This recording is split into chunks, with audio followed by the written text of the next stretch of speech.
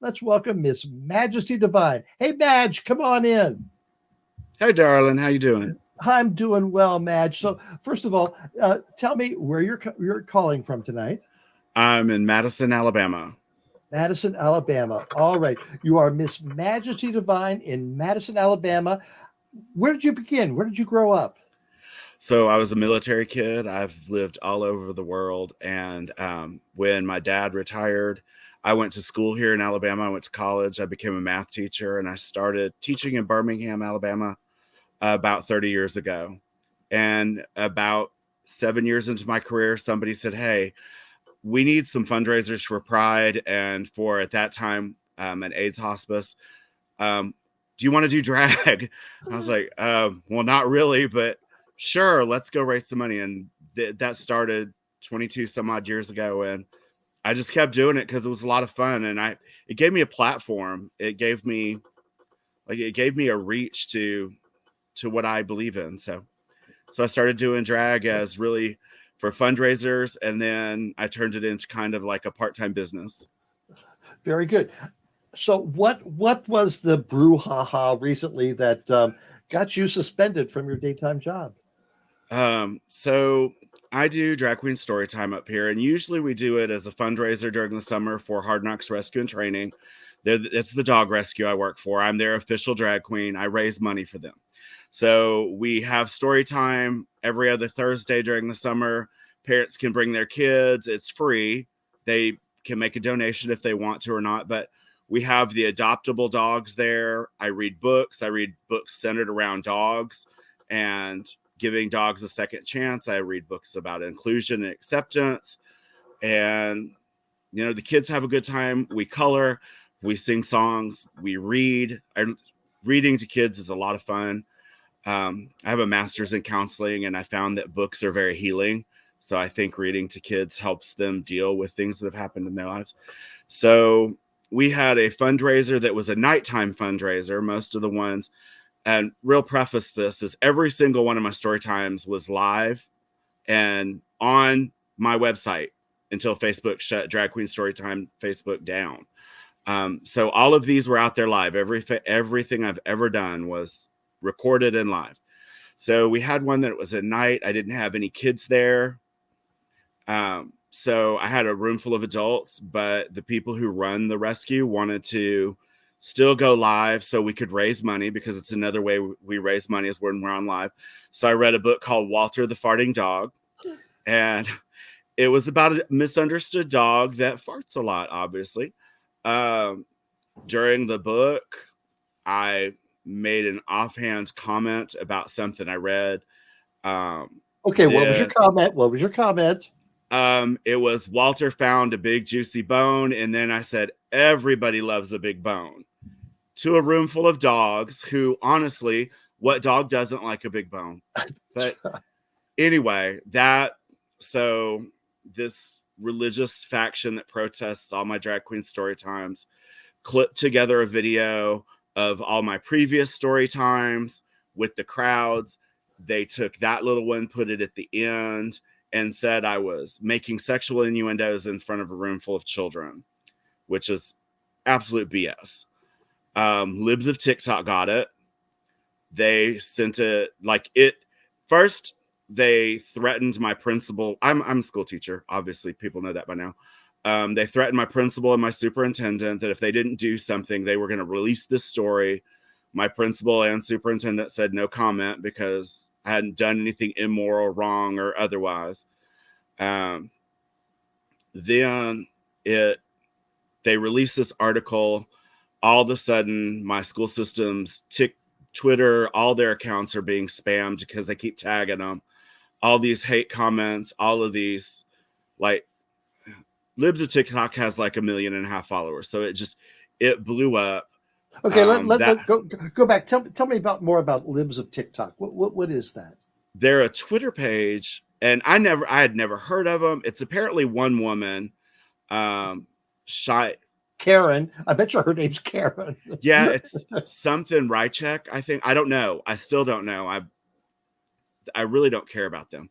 Yeah. But they But are it they sounds like something good. Libs of TikTok, yeah, yeah, but it does. it's But not.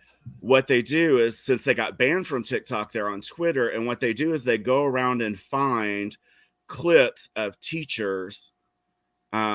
A lot of times it's just teachers teaching empathy in their classroom, but then they take and they edit it and they twist it and they put it out there and they make it look like this dastardly thing, and they get those teachers harassed. So they sent that to my principal on a Tuesday, said, do something and give us a comment or else. They told them go away. Wednesday, they published their article. Fox News picked it up. The Mirror UK picked it up. I am internationally famous now. Do you know? It Itch. hadn't it hadn't raised my booking fee, but I am famous. A bunch of local places picked it up. The next day, I just kind of came to work. The day after that, I had a doctor's appointment, so I was out for a day. And then that's when it started really blowing up, when Fox News got it. Then I was told that I had to go to speak with the superintendent and the deputy superintendent Friday before work. And that's when I was placed on a leave. The leave was for my protection because they had gotten a ton of threats. The comments under the articles were things like, he needs to be tarred and feather, and somebody put 22 caliber shells cheaper. One person said, parents of Huntsville, why are you letting this thing live off of life support? Another one said I should be stomped onto the curb. Like, the comments got worse and worse and worse, and that led to a 2-week paid leave. I still got paid. I didn't get like suspended without pay while they investigated or whatever. I was never told a whole lot. Those 2 weeks were brutal because I didn't know what was going to happen. And I kept getting on my school email, my Facebook, and everywhere else, tons of like just horrid messages. Like, I'm not going to give them credence here, but they called me everything from the worst things you could call somebody to like telling me I belonged in prison. Okay, So it affected you. Were late. You were suspended with pay mhm. for 2 weeks. How did it affect you otherwise? I mean, did you go out in public? Did you? I did. Another drag queen from Alabama who took down wannabe Governor Roy Moore, or Supreme Court Justice Roy Moore, Ambrosia Starling, called me and told me how to handle it. Like, I did keep going out in public. I didn't cancel anything. I did cancel one private event because of where it was. It was for somebody's birthday, and I didn't want their birthday to be affected by this. So this all happens. Keep getting the comments. People start recognizing me. A lot of people came up and said, that's BS. I'm so sorry this happened to you. Some people wanted to say something, but you could tell they were afraid to, because I'm still a little bit imposing. But it slowly took on a life of its own. Like, physically for me, my blood pressure has been out of control since this happened. Oh, I bet. Like, they've had to double my blood pressure. They still haven't got my blood pressure under control. Because my health is getting worse. January 1, I'm retiring from teaching after 27 years. Because if it happens again, what they used as justification for me being suspended was the internet social media policy. If they blow that up again and that happens again, I'm not saying it would happen, but I can be fired. And I've worked too long to get my retirement. But health wise, physically wise, I can't do it. Like, what was your support from the rest of the community? From the people I work for, my principal said she stood behind me. The dog rescue stood behind me. A lot of people in my community were behind, like, sent me messages saying, keep your head up. People are watching. You keep your head up. This is important. Pretty much everybody had something positive to say. Some organizations did not make official statements, but other people from those organizations came and said, because I started doing family-friendly drag because our community asked me to.